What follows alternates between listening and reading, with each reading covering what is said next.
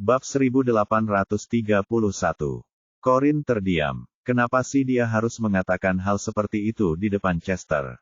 Corin mencoba mendorong Jeremy agar ia bisa turun dari pangkuannya, tetapi Jeremy tidak mau melepaskannya. Pada saat itu, Bowen kembali. Bu, saya sudah menemukan yang Anda minta. Ketiganya menoleh untuk melihatnya dan menyadari bahwa ia membawa ramuan herbal di tangannya. Lepaskan aku. Tidakkah kau lihat barang-barangku ada di sini? Kata Corin. Jeremy tidak tahu untuk apa ranting-ranting itu, tetapi dia tetap membiarkannya pergi. Corin berdiri dan mengambil daun sage dari Bowen. Kemudian dia berbalik dan memukul Jeremy dengan daun-daun itu. Meskipun bingung, Jeremy tidak menghindar dari pukulan itu karena tidak sakit. Setelah beberapa kali memukul, Corin mengembalikan daun sage itu kepada Bowen dan memintanya untuk membakarnya. Lalu dia duduk kembali di sofa dan berkata kepada Jeremy, "Kamu baru saja kembali dari tempat di mana kamu ditahan secara paksa. Daun sage akan mampu membersihkan dan memurnikan energimu." Jeremy tersenyum dan berkata, "Kau sungguh baik sekali. Sekarang energiku sudah bersih, bisakah kita kembali ke kamar kita?" Bibir Corin berkedut. Apakah hanya itu yang dia pikirkan? Tidakkah dia khawatir Chester mungkin mengira kita ini orang-orang mesum atau semacamnya? Chester memang merasa malu, tetapi sekaligus juga bahagia untuk Corin. Bagaimanapun, dia akhirnya bersatu kembali dengan suaminya yang hilang. Ingin memberi mereka sedikit ruang, dia berdiri dan berkata, "Baiklah, kurasa aku harus pergi sekarang agar kau dan Tuan Jeremy bisa melanjutkan urusan kalian. Tolong sampaikan pada Francine bahwa aku akan menemuinya besok." Merasa malu karena membuatnya merasa canggung, Corin bermaksud mengajak Chester untuk makan malam. "Jangan pergi. Tolong tetaplah untuk makan malam." Jeremy hanya bercanda. "Tolong jangan anggap serius." Wajah Jeremy memerah ketika melihat Corin berbicara dengan Chester. Dia tahu pria yang lebih muda itu pernah menyukai Corin, jadi dia merangkul pinggangnya. "Masih terlalu pagi untuk makan malam, dan kita memang punya urusan lain sebelum itu," kata Jeremy dengan penuh arti. Corin langsung memerah padam. Karena tak mampu menahan kekesalannya, dia berbalik dan berbisik ke telinga pria itu, "Chester adalah pacar Francine, calon iparmu. Bisakah kau bersikap sopan?" Astaga!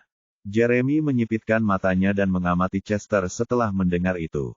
Nada suaranya masih tegas, meskipun tidak terlalu bermusuhan, ketika dia berkata, "Kapan kalian berdua mulai berpacaran?" Chester duduk kembali di sofa. Ia tidak mungkin pergi ketika saudara laki-laki pacarnya mengajukan pertanyaan kepadanya. "Kami baru mulai berpacaran belum lama ini." Jeremy mengangkat alisnya. "Apa yang kau sukai darinya?" Sulit untuk dijelaskan," jawab Chester dengan canggung. "Hah? Kau berani datang ke sini padahal kau bahkan tidak bisa menjawab pertanyaan sesederhana itu. Apa kau yakin serius dengannya?" "Ya, benar. Aku 100% serius tentang dia," jawab Chester tegas. "Tapi mustahil untuk meringkas betapa menakjubkannya Francine hanya dalam beberapa kalimat. Bisakah Anda mengatakan dengan jelas apa yang Anda sukai tentang Corin, Tuan Jeremy?" Bab 1832. Pertanyaan Chester jelas membuat Jeremy bingung. Corin menatap Jeremy dengan penuh harap, menunggu jawabannya. Jeremy merasakan tekanan yang sangat besar di bawah tatapan Corin. "Aku menyukai semua hal tentang dia. Kalau begitu, aku juga menyukai semua hal tentang Francine. Aku ingin memiliki masa depan bersamanya," timpal Chester. Jeremy tentu saja tidak menemukan kesalahan apapun dalam apa yang dikatakan Chester. Corin tertawa mendengar itu. Jarang sekali melihat Jeremy terdiam. Dia mendekatinya dan berbisik sambil tersenyum, "Aku sarankan kau menyerah saja. Chester dan Francine benar-benar saling menyukai, jadi berhentilah membuat masalah untuknya." Jeremy melingkarkan lengannya di pinggangnya dan meremasnya. "Sepertinya kau benar-benar menyukai juniormu ini." Giliran Corin yang terdiam. Dia tampaknya semakin mudah cemburu setelah ingatannya pulih. Saat itu juga, Francine berlari menuruni tangga. "Jeremy!" teriaknya penuh emosi. Ingus dan air matanya membasahi seluruh wajahnya. Dia naik ke atas untuk mencarinya tetapi tidak mendapat respons setelah mengetuk pintunya. Karena mengira dia masih mandi, dia pergi mencari Pamela dan Greg. Ia diliputi emosi saat turun ke bawah dan melihat Jeremy. Tanpa mempedulikan apa yang dipikirkan orang lain, ia langsung memeluk Jeremy dan menangis terseduh-seduh. Jeremy, tahukah kau betapa khawatirnya kami selama 3 tahun terakhir? Isaknya, kau akhirnya pulang. Sebelumnya, dia tidak akan pernah berani bersikap begitu mesra kepada Jeremy.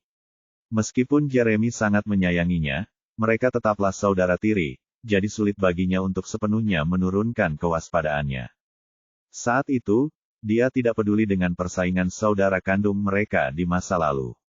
Yang dia butuhkan hanyalah memastikan bahwa dia benar-benar ada di sana, tepat di depannya. Jeremy mengerutkan kening dan menepuk punggungnya dengan lembut. Cukup, berhenti bertingkah seperti anak kecil. Aku baru saja berganti pakaian, jadi jangan sampai air mata dan ingusmu mengenai bajuku. Baik Corin maupun Chester terdiam. Mereka belum pernah bertemu saudara laki-laki seperti Jeremy. Namun, Francine tidak terkejut dengan sikap Jeremy terhadapnya. Dia mendongak dan tersenyum padanya sambil air mata masih mengalir di wajahnya. Bagaimana kau bisa lolos? Tanyanya setelah menyeka air matanya. Kukira Sofia telah menjebakmu. Jeremy mengambil beberapa tisu dari kotak tisu di meja kopi dan menggunakannya untuk menyeka pakaiannya. Ceritanya panjang. Francine cemberut. Yah, aku hanya senang kau sudah kembali dengan selamat. Jeremy mengabaikannya. Dia masih menyeka air mata yang menempel di bajunya. Setelah selesai, dia membuang tisu-tisu itu ke tempat sampah. Merasa malu, Francine bangkit dari Jeremy dan duduk di sebelah Corin. Corin, apa kau lihat itu? Pernahkah kau melihat seorang kakak laki-laki bersikap kasar seperti itu kepada adik perempuannya sendiri? Apakah dia memperlakukanmu seperti ini juga ketika air matamu mengotori bajunya? Keluhnya. Corin tidak tahu bagaimana menjawabnya, tetapi dugaannya adalah dia mungkin tidak akan menjawab. Karena tidak mendapat jawaban dari Corin, Francine bergumam pada dirinya sendiri, Aku tahu dia tidak akan keberatan jika kau melakukan itu padanya. Bahkan, aku yakin dia berharap kau menangis di pelukannya. Petik 2. Benarkah begitu? Pikir Corin. Jeremy melirik Francine dengan dingin sebelum berdiri dan menggendong Corin. Dia sedang tidak ingin berbicara dengan orang lain, dan dia juga tidak ingin diganggu oleh mereka. Tetap di sini bersama pacarmu. Aku dan Corin ada urusan yang belum selesai di lantai atas. Bab 1833. Saat itu, Corin bahkan tidak bisa merangkai kata-kata. Francine dan Chester terkejut, tetapi mereka mengangguk tanpa berkata apa-apa. Setelah itu, Jeremy menggendong Corin ke lantai atas dengan sikap berwibawa. Meskipun ia enggan untuk naik bersamanya, Corin tahu bahwa melawannya adalah sia-sia. Berdasarkan pemahamannya tentang pria itu, semakin ia melawan, semakin hal itu akan membangkitkan gairah pria tersebut. Air mata bahagia kembali mengalir di pipi Francine saat ia melihat Jeremy menggendong Corin menaiki tangga. Dia pulang. Kakakku benar-benar pulang. Chester memberikan tisu padanya. Ini, gunakan ini untuk menyeka air matamu, atau riasanmu akan rusak. Francine tersadar dari lamunannya. Dia menoleh untuk melihat Chester. Oh, tidak. Jangan bilang kau juga menganggapku menyebalkan, katanya dengan cemberut yang menyedihkan. Chester tertawa terbahak-bahak. Khawatir dia mungkin terlalu banyak berpikir lagi, dia mendekat padanya dan menyeka air matanya. Gadis bodoh.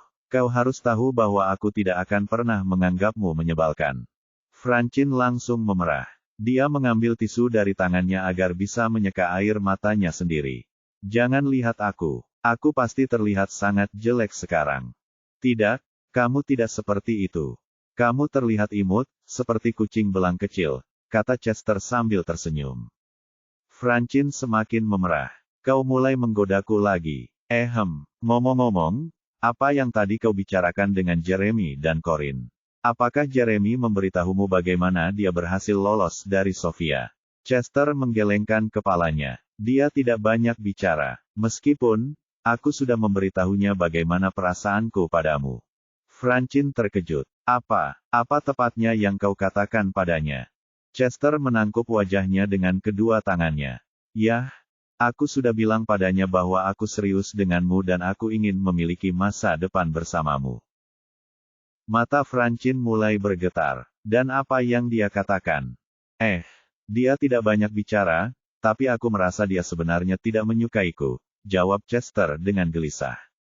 Francine melingkarkan lengannya di lehernya dan menyandarkan kepalanya di bahunya. Tidak apa-apa, dia tidak berhak menentukan siapa yang akan kunikahi. Corinne yang berhak. Chester tertawa terbahak-bahak. Itu juga yang dikatakan Corinne. Kurasa aku tidak perlu khawatir. Aku takut keluargamu tidak akan setuju kita menikah.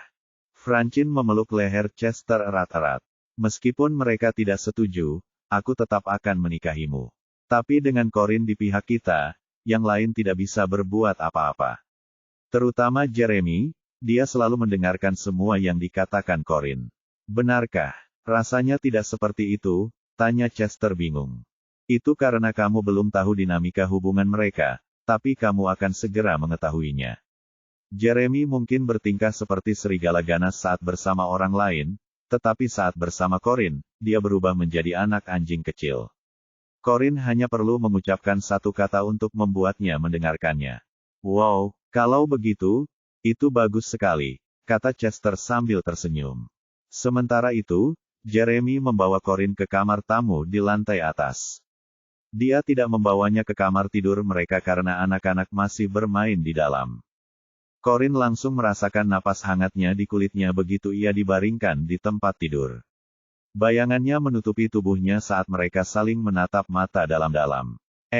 Apa yang kau pikir sedang kau lakukan? Tanyanya padanya. Jeremy tidak terburu-buru. Dia mencium pipinya dengan lembut. Bagaimana menurutmu? Aku yakin kau tahu betul apa yang ingin kulakukan padamu.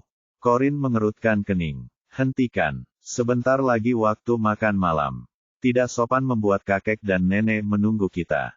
Jeremy tertawa terbahak-bahak. Senang mengetahui bahwa kamu masih percaya pada daya tahanku.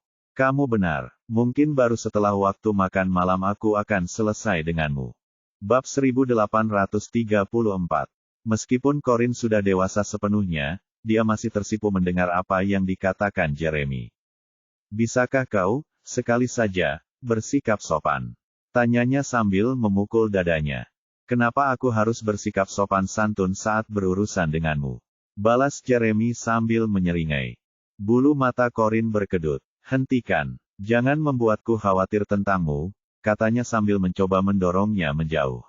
Jeremy mengangkat alisnya. Kenapa kau perlu mengkhawatirkan aku? Kakimu baru saja pulih belum lama ini, jadi, sebaiknya kamu tidak melakukan olahraga berat, jawab Corinne dengan malu-malu. Jeremy menyipitkan matanya dan menyingkirkan rambut halus di dahinya. Kau tidak merindukanku. Corinne bukanlah seorang biarawati. Memang, tapi kita masih punya banyak waktu untuk mengobrol dan bertemu lagi. Jeremy menatapnya sejenak sebelum berbalik dan berbaring di sampingnya. Kemudian dia menggenggam jari-jarinya. Baiklah, kalau begitu, kita tunda ini ke lain waktu. Malam itu, seluruh rumah besar itu dipenuhi sorak-sorai meriah saat keluarga Holden duduk untuk makan malam reuni. Sebagai calon suami Francine, Chester diminta untuk ikut makan malam juga. Tanpa mereka sadari, Sofia sedang mengawasi mereka dari sebuah sedan hitam di luar rumah besar itu, dan dia tidak senang. Setelah makan malam, Jeremy menyibukkan diri di ruang kerjanya. Corinne dan anak-anak sudah tertidur lelap ketika dia kembali ke kamar tidur. Untungnya, ranjang itu cukup besar, kalau tidak, ranjang itu tidak akan muat untuk satu orang dewasa dan 4 anak. Jeremy berjalan ke tempat tidur dan membungkuk untuk menarik selimut, yang terlempar, menutupi anak-anak. Setelah itu, dia duduk di samping Corinne yang tertidur lelap dan mengelus pipinya. Tidak butuh waktu lama baginya untuk membayangkan betapa sulitnya keadaan wanita itu selama 3 tahun terakhir. Dia harus menebus banyak kesalahannya. Corinne pasti merasakan kehadirannya karena dia mengerutkan kening dan perlahan membuka matanya untuk menatapnya. Apakah kamu sudah menyelesaikan semua pekerjaanmu? Tanyanya dengan suara serak, yang menurut Jeremy sangat menggemaskan. Ia tak kuasa menahan diri untuk mencubit pipinya. Ya, tidurlah lagi.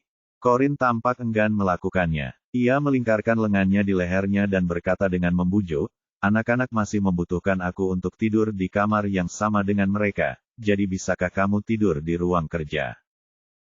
Seposesif apapun dia terhadapnya, dia tidak akan bersaing dengan anak-anaknya untuk mendapatkan perhatiannya. Dia menunduk dan menciumnya dengan lembut di bibir. Hah, kita bahkan tidak punya kesempatan untuk menghabiskan waktu berdua saja sebelum punya anak. Menurutmu apa yang harus kita lakukan? Katanya dengan nada menyesal yang dibuat-buat. Corin terkekeh pelan. Yah, siapa yang harus disalahkan untuk itu? Jeremy tak kuasa menahan diri untuk menciumnya lagi. Kurasa memang begitu. Aku permisi dulu. Corin mengecup pipinya sebelum terkikik. Hehe, selamat malam, Tuan. Jeremy dengan berat hati melepaskannya dan menyelimutinya. Setelah mengucapkan selamat malam padanya, dia berjalan keluar kamar dengan tenang dan menutup pintu dengan bunyi klik yang lembut.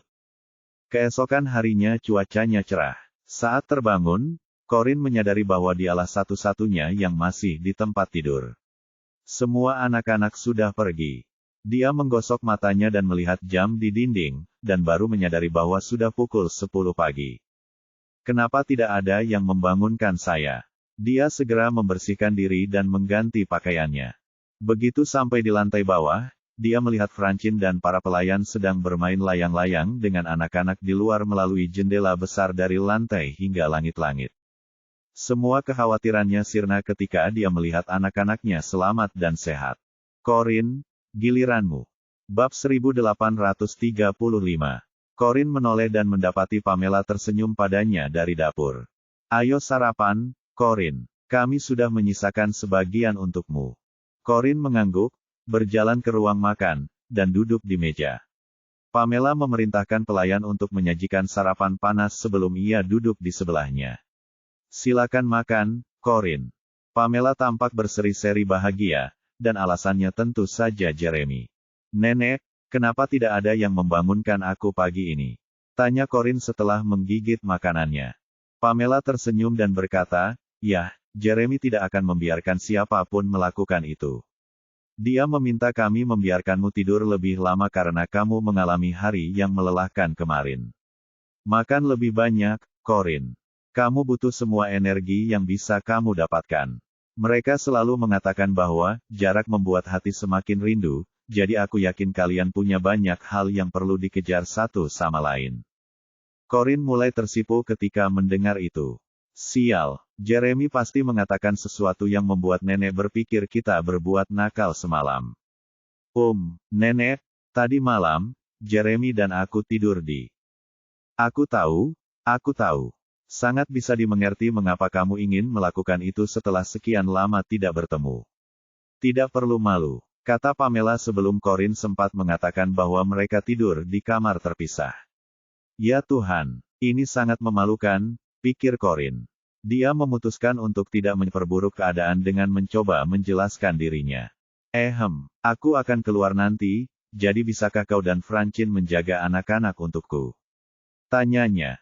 Pamela mengangguk. Kamu akan pergi ke perusahaan untuk mencari Jeremy, kan? Corin mengangguk. Ya, aku harus menjelaskan kepadanya apa yang terjadi selama 3 tahun dia absen dari perusahaan. Saya mengerti. Silakan. Jangan khawatir tentang anak-anak, banyak orang akan menjaga mereka di sini, kata Pamela. Corin merasa tidak nyaman dengan cara Pamela memandanginya. Seolah-olah wanita tua itu sudah membayangkan Corin melahirkan cicit lain untuknya. Itu tidak akan terjadi karena dia tidak ingin melahirkan lagi. Dia dengan cepat menyelesaikan sarapannya, mengucapkan selamat tinggal kepada Pamela, dan berjalan keluar pintu. Kemudian dia berkendara ke Holden Group dan kebetulan sampai sekitar waktu makan siang. Dia berjanji pada Jeremy bahwa dia akan mengajaknya pergi ke suatu tempat. Suasana di dalam gedung terasa sangat khidmat dan sunyi, bahkan lebih dari biasanya, karena Jeremy yang tegas telah kembali. Semua karyawan sangat penasaran. Mereka memiliki banyak pertanyaan yang ingin mereka diskusikan, tetapi mereka tidak berani bermalas-malasan karena Jeremy sudah kembali. Saat Corin keluar dari lift, semua orang menatapnya. Nona Corin juga ada di sini. Mereka memutuskan untuk fokus pada pekerjaan mereka dan menunda bergosip hingga setelah jam kerja. Corin tidak menghadapi hambatan apapun saat ia memasuki kantor presiden. Sekretaris membawakan secangkir kopi untuknya. Nona Corin, Tuan Jeremy masih dalam rapat. Tapi sebentar lagi akan selesai, jadi mohon tunggu sebentar. Baik, kata Corin. Kemudian dia duduk di meja presiden dan mulai membolak-balik beberapa dokumen. Sekretaris itu mundur keluar kantor dengan tenang. Corin menyesap kopinya. Dia menutup dokumen-dokumen itu dengan cepat setelah melihat Jeremy sudah menandatangani semuanya. Setelah beberapa saat, Jeremy kembali ke kantornya. Tatapan dinginnya melunak ketika melihat Corin duduk di mejanya dan dengan santai minum kopi. "Mengapa kamu di sini sepagi ini?" tanyanya. Corin menyesap kopinya sebelum menjawab, "Sudah hampir waktu makan siang. Apa kau lupa bahwa aku bilang akan mengajakmu pergi ke suatu tempat hari ini?" Bab 1836. Jeremy berjalan menghampiri Corin dan mengambil cangkir kopinya dari tangannya untuk diseruput. "Jadi, kau mau mengajakku kemana? Anda akan tahu kapan kita sampai. Tapi pertama-tama, izinkan saya memberi Anda informasi terkini tentang semua yang telah terjadi di perusahaan selama 3 tahun terakhir." Jeremy mengelus kepalanya. "Itu tidak perlu. Aku sudah mengerti inti dari semuanya selama pertemuan yang baru saja kulakukan. Kita bisa langsung pergi ke tempat misterius yang ingin kau ajak aku kunjungi sekarang juga." Corin mendongak menatapnya. Diam-diam dia merasa kesal padanya. Dasar genit. Kenapa dia harus membuat semuanya terdengar lebih kotor daripada maksudku? Bukannya aku akan membawanya ke tempat penyiksaan X atau semacamnya. Dia menepis tangannya, berdiri, dan menarik dasinya. "Ayo pergi." Jeremy meletakkan cangkir kopinya dan membiarkan Corin menyeretnya keluar dari kantor. Orang pertama yang terkejut adalah sekretaris. Nona Corin seperti seorang dominatrix, memperlakukan Tuan Jeremy seperti anjing. Karyawan lainnya terkejut. Mereka menatap dengan takjub saat Corin menarik Jeremy ke dalam lift. "Oke, kita jelas tidak ingin berurusan dengannya," pikir mereka. Ding! Corin melepaskan cengkeramannya pada dasi Jeremy setelah pintu lift tertutup. Jeremy menegakkan tubuhnya dan melonggarkan dasinya karena sebelumnya terasa ketat akibat tarikan Corin. "Bagaimana aku bisa menjalankan perusahaan jika kau mempermalukanku di depan para karyawan seperti itu, dasar bocah nakal?" tanyanya. Corin meliriknya dengan kesal. "Yah, kau mempermalukanku kemarin. Maksudmu apa? Bagaimana aku mempermalukanmu kemarin?" tanya Jeremy sambil menyeringai. Corin mencibir. "Lupakan apa yang terjadi kemarin. Tapi pagi ini, kau meminta nenek untuk membiarkanku tidur karena kemarin aku sangat lelah. Kau menyesatkannya dengan membuatnya berpikir kita." Dia tidak bisa menyelesaikan kalimatnya. Jeremy tertawa dan berkata, "Lanjutkan. Menyesatkannya dengan membuatnya berpikir kita, apa?" Corin harus mengakui bahwa dalam hal tidak tahu malu, dia benar-benar tidak bisa dibandingkan dengannya. "Tidak ada apa-apa." Jeremy merangkul bahunya dan berbisik di telinganya, "Apakah salah jika aku membiarkanmu tidur sedikit lebih lama?" "Oke, baiklah. Aku tidak akan melakukannya lagi. Bahkan, aku tidak akan membiarkanmu tidur sepanjang malam." Sensasi geli menjalar di tubuh Corin. "Cukup. Bisakah kau bersikap sopan? Ada kamera pengawas di lift. Bukankah kau yang takut dipermalukan di depan karyawanmu?" Jeremy sebenarnya tidak peduli dilihat orang. Tidak ada yang memalukan dari tindakannya menggoda istrinya. Namun, dia tahu bahwa jika dia terus menggoda istrinya akan sangat marah dan menggigitnya, jadi dia dengan tenang menahan diri. Dia menegakkan tubuh dan berdeham. "Oke, aku akan bersikap baik. Jadi, kita mau pergi kemana?" "Rumah sakit Apex." "Kenapa kita ke rumah sakit? Apa kamu sakit? Apa kamu terluka?" "Biar kulihat," kata Jeremy dengan cemas. Corin menggelengkan kepalanya. "Aku baik-baik saja. Aku hanya mengantarmu untuk bertemu seseorang." Ding! Pintu lift terbuka. Corin memegang tangannya dan menuntunnya keluar masuk lift. Sementara itu, di rumah sakit Apex. Kondisi Emily secara keseluruhan telah membaik banyak sejak ia bertemu dengan Corin. Tetapi ada juga beberapa efek negatif. Yaitu, Ia terus menatap pintu dengan tatapan kosong, berharap putrinya akan datang. Datang. Melinda baru saja menyajikan semangkuk sup ayam untuk Emily.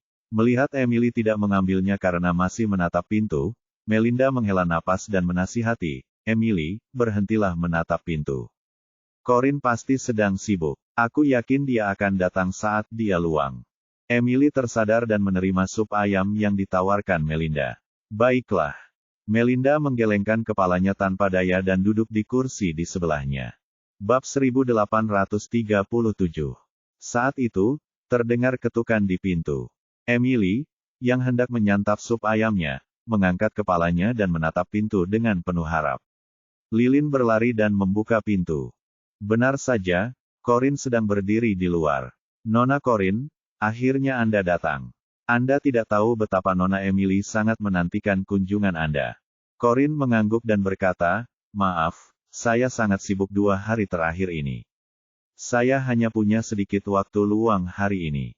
Lilin yang gembira hendak meraih tangan Corin dan menariknya mendekat, tetapi menyadari bahwa seseorang sudah memegang tangannya. Barulah saat itu ia menyadari ada seseorang berdiri di samping Corin. Matanya membelalak kaget ketika melihat siapa orang itu. "Seth Zachary, kau bisa berdiri." Wajah Jeremy menjadi gelap ketika melihat saudara tiri Sofia, meskipun Melinda dan Lilin tidak pernah melakukan hal seperti yang Sofia lakukan padanya. Dia mengabaikan Lilin dan menggenggam tangan kecil Corin lebih erat. Mendengar Lilin memanggil nama Zachary dengan terkejut, Melinda berdiri dan mendekat untuk melihat. Dia sama terkejutnya dengan Lilin. Corin juga tahu bahwa Jeremy tidak akan menyukai kedua orang ini karena mereka berhubungan dengan Adam dan Sofia, jadi dia tidak memaksa Jeremy untuk menyapa mereka. Dia hanya tersenyum sopan kepada mereka dan berkata, "Halo, Nyonya Addison. Saya datang untuk mengunjungi ibu saya." Melinda tersadar dari keterkejutannya dan mengangguk cepat. "Masuk, masuk. Dia sudah menunggumu berkunjung." Corin menuntun Jeremy masuk ke bangsal. Bersama-sama, mereka berjalan menghampiri Emily. Melinda dan Lilin terus menatap kaki Jeremy, sedikit terkejut karena kakinya telah pulih sepenuhnya. Emily, yang sedang duduk di ranjang rumah sakit, menatap putrinya, lalu menatap pria di sampingnya. Dia langsung mengerti semuanya. "Putriku membawa suaminya untuk menemuiku," pikirnya. "Moni, kau di sini," katanya. Corin mengangguk dan menarik Jeremy ke depan. "Bu, ini orang yang kuceritakan." Jeremy mengerutkan kening. Kenapa dia tidak bilang saja pada ibunya bahwa aku suaminya? Namun, ia mengingatkan dirinya sendiri untuk bersikap sebaik mungkin di depan ibu mertuanya. Ia sedikit membungkuk dan menyapanya dengan senyuman. "Senang bertemu Anda, Nona Emily. Maaf karena tidak membawa hadiah. Saya datang terlalu terburu-buru." "Tidak apa-apa. Kamu tidak perlu merasa menyesalinya." Emily menatap Jeremy lagi, dia benar-benar menyukai penampilannya. Dia pernah mendengar tentang pria itu tetapi belum pernah melihatnya sebelumnya. Dia tahu bahwa pria itu ditahan secara paksa oleh putri tiri Melinda, Sofia. Tidak heran Sofia terobsesi padanya. Dia tampan. Selama Sofia berada di Molomia, ia menyembunyikan pria itu dengan sangat baik sehingga orang luar jarang bisa melihatnya. Ia hanya pernah mendengar tentang pria itu, tetapi belum pernah melihatnya. Setelah itu, terjadi keheningan yang canggung, dan Lilinlah yang pertama kali memecah keheningan tersebut. "Wow, ini benar-benar berbeda." Bab 1838. Semua orang menoleh ke arah Lilin, bingung dengan maksudnya. "Maksudmu apa, Lilin? Apa bedanya?" tanya Emily sambil tersenyum penasaran. Lilin melangkah maju beberapa langkah, menatap Jeremy, dan berkata, "Maksudku, Zachary bersikap berbeda saat bersama Corin dibandingkan saat bersama Sofia." Sekilas rasa jijik terlintas di mata Jeremy saat nama Sofia disebutkan. "Benarkah? Apa bedanya?" tanya Emily. Dia ingin tahu apakah Jeremy cukup baik untuk putrinya. Setelah berpikir sejenak, Lilin menjawab, "Dia seperti orang yang benar-benar berbeda." Zachary dingin dan pendiam saat bersama Sofia. Tidak ada cahaya di matanya, dan dia bahkan tidak repot-repot menatapnya. Tapi dengan Nona Corin, dia begitu lembut, begitu penyayang, begitu ceria, dan begitu sopan. Corin mengerutkan kening. Dia memang pandai melebih-lebihkan. Jeremy hanya mengucapkan satu kalimat selama ini. Dan bukan berarti dia berbicara dengan lembut. Emily kembali mengalihkan perhatiannya kepada Jeremy. Anakku, ibu sudah mendengar tentang apa yang terjadi padamu. Mengapa kamu tidak duduk? Alih-alih duduk, Jeremy melepaskan kepala Corin dan berkata pelan, maaf, tapi aku harus pergi. Dia berbalik dan pergi, bahkan tanpa menjelaskan dirinya kepada Corin. Corin merasa bingung. Sebelum dia sempat mengejarnya dan bertanya apa yang salah, pria itu sudah melangkah keluar dan menghilang. Corin mengerutkan kening. Meskipun ia khawatir, ia tidak bisa begitu saja meninggalkan ibunya dan pergi mengejar pria itu. Lilin berkedip kaget. Hah, ada apa dengannya? Kenapa dia pergi begitu saja? Apa aku memprovokasinya? Melinda buru-buru maju untuk meminta maaf kepada Corin. Maaf, Corin. Lilin seharusnya tidak membuka mulutnya sampai membuat maksudku Jeremy marah. Aku benar-benar minta maaf. Corin menggelengkan kepalanya. Tidak, ini bukan salah Lilin. Aku yakin ini tidak ada hubungannya dengan dia atau kamu. Ia tanpa sadar duduk di samping tempat tidur Emily dan bertanya, Bu, apakah ibu merasa lebih baik? Emily juga sedikit merasa tidak nyaman dengan kepergian Jeremy yang tiba-tiba. Dia mengangguk dan berkata, aku baik-baik saja, Moni. Apakah Jeremy baik-baik saja? Apakah kamu ingin mencarinya? Terus terang, Corin merasa kesal. Dia membawanya untuk bertemu ibunya, tetapi dia tiba-tiba pergi tanpa alasan. Apakah dia tidak peduli padanya atau ibunya? Selain anak-anaknya, dia tidak punya keluarga lain di dunia ini. Bagaimana dia bisa bersikap tidak sopan kepada ibuku? Dia bisa pergi ke neraka saja, aku tidak peduli. Pikirnya. Bu, jangan khawatirkan dia. Mungkin dia hanya pergi ke kamar mandi. Aku yakin dia akan segera kembali. Emily mengangguk lega. Dia benar-benar tidak ingin keberadaannya menimbulkan masalah bagi pernikahan Corin. Bab 1839. Jeremy mengeluarkan ponselnya untuk menelepon saat ia berjalan keluar dari bangsal Emily. Setelah memberikan beberapa instruksi kepada orang di ujung telepon, ia menutup telepon. Tiba-tiba, seseorang mendatanginya dan menghalangi jalannya. Zaharia, rasa jijik yang hebat menyelimuti Jeremy saat mendengar suara Sofia. Dia mendongtai itu dari ponselnya dan melihat Sofia berdiri di depannya, tampak seperti hendak menangis. Sofia tidak memiliki penampilan seperti salah satu gadis lemah lembut itu, dan dia sudah lama ingin mengingatkannya bahwa ekspresi menyedihkan itu tidak pantas untuknya. Namun, dia sedang tidak ingin berurusan dengannya, jadi dia berjalan melewatinya tanpa menoleh sedikit pun. Sofia jelas tidak berniat menyerah, apalagi setelah akhirnya bertemu dengannya lagi. Tiba-tiba ia memeluknya dari belakang dan berteriak sambil menangis terseduh-seduh, Zakari. Jangan lakukan ini padaku. Aku sangat mencintaimu. Aku telah melakukan dan memberikan begitu banyak untukmu. Mengapa kau tidak membalas cintaku? Tangisannya menarik perhatian banyak orang, dan mereka mulai berbisik-bisik satu sama lain. Ekspresi Jeremy berubah muram, dan dia mendorongnya ke samping. Cukup, aku sudah muak dengan kegilaanmu. Sofia jatuh ke tanah. Dia memegang perutnya dan berkata, Zakari, bagaimana kau bisa mendorongku? Aku hamil anakmu. Bagaimana kau bisa melakukan ini padaku? Mendengar itu, para penonton mulai menunjuk-nunjuk Jeremy karena dianggap bersikap kurang ajar. Jeremy bukanlah pria biasa. Auranya terlalu kuat. Ia hanya perlu mengangkat tatapan matanya yang dingin untuk membuat separuh penonton berhamburan, sementara sisanya terhuyung mundur beberapa langkah. Karena tidak ingin menimbulkan keributan, Jeremy membungkuk dan mencengkeram lengan Sofia dengan kasar. Kemudian dia menyeretnya ke tangga terdekat agar mereka bisa berbicara tanpa gangguan. Ah, Zakari, kau menyakitiku, teriak Sofia memilukan saat dia diseret ke tangga. Setelah memasuki tangga, Jeremy mendorongnya ke dinding dan menolak untuk mendekatinya.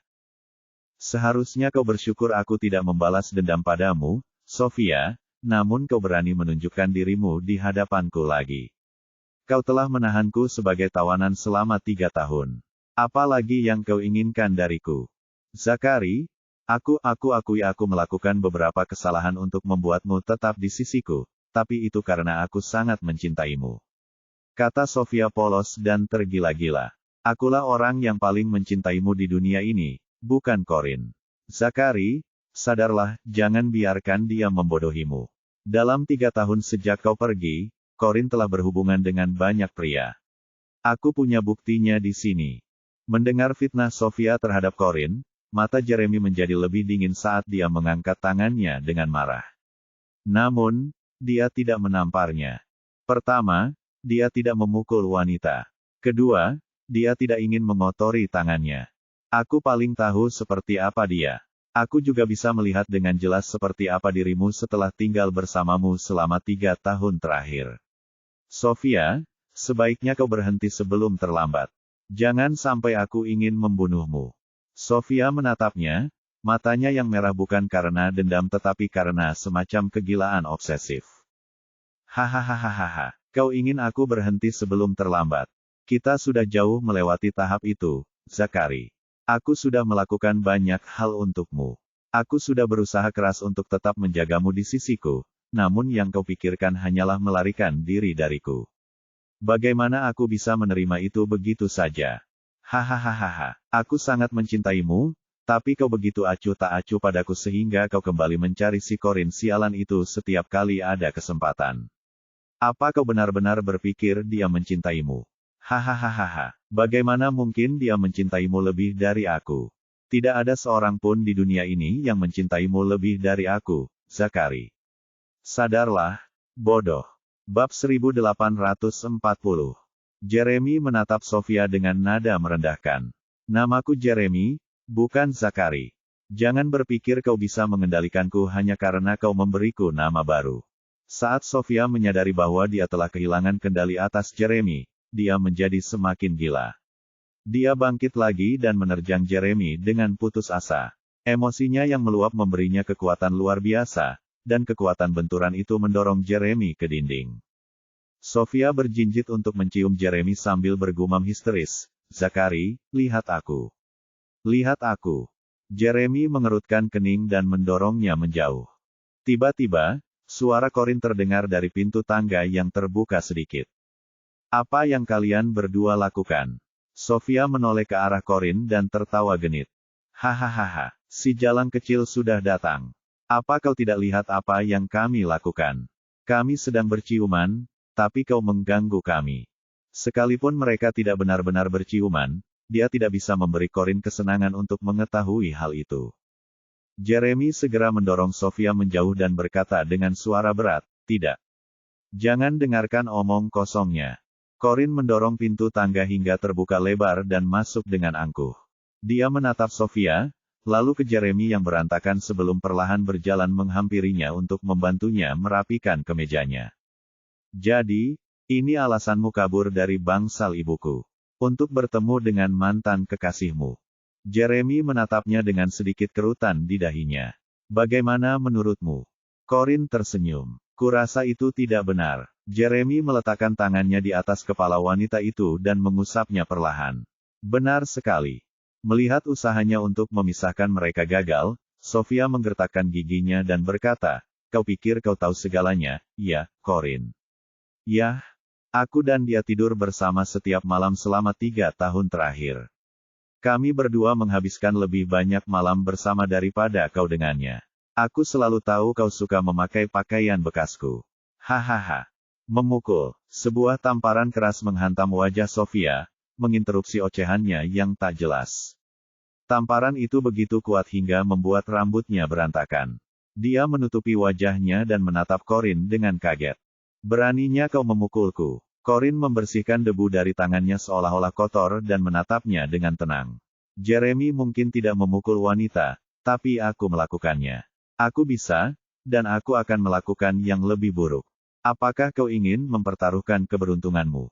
Jangan. Apa kau tidak tahu siapa aku? Ayahku adalah Adam. Dia akan mengulitimu hidup-hidup begitu dia tahu tentang ini. Teriak Sofia dengan marah. Corin menguap dengan acuh tak acuh.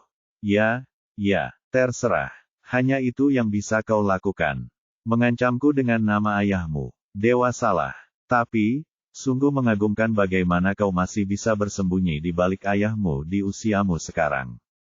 Tentu saja, aku tidak takut padamu meskipun ayahmu adalah kaisar seluruh dunia.